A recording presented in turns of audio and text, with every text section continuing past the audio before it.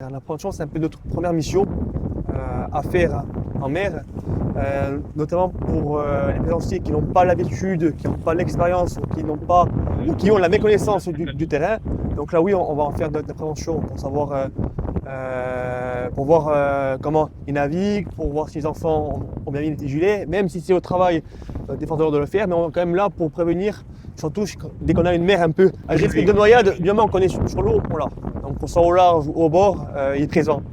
Après, ça dépend de beaucoup de choses. Ça dépend de l'état de la mer, ça dépend de l'état de la personne, ça dépend de ce que fait la personne. Si la personne fait par exemple du jet, qu'elle se prend un coup sur la tête, donc là le risque de noyade est important.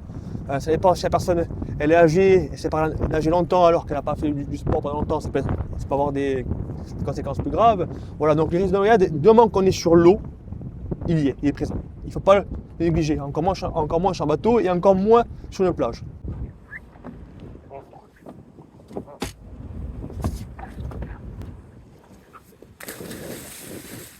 Alors déjà, à l'appel, on va essayer d'être le plus vite possible sur les lieux. Donc c'est pour ça qu'on a fait un maillage opérationnel optimum sur l'ensemble de la Haute-Corse pour intervenir le plus rapidement possible, que ce soit sur Saint-Florent, que ce soit en Balagne, en Plaine ou à Bastia.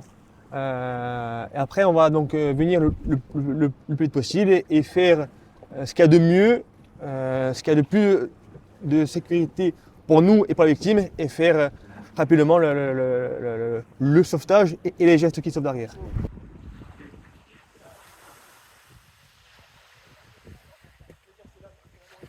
On nous apprend déjà les gestes de premier secours, mais aussi des gestes de prévention. En soi, on est censé être préparé à toutes les éventualités possibles et on est censé les éviter, les prévoir, anticiper en fait. On peut avoir de vies en jeu. Il faut savoir quoi faire lors des interventions. Faut gérer émotionnellement le stress. Donc, on peut vite faire des bêtises, donc faut rester concentré.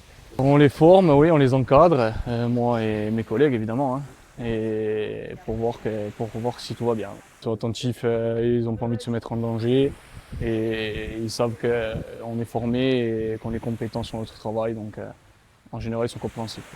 En fait, beaucoup d'informations et ensuite beaucoup de prévention, expliquer aux gens les dangers de la plage, les dangers que ce soit dans l'eau ou même sur le sable. Et c'est notre gros travail aujourd'hui.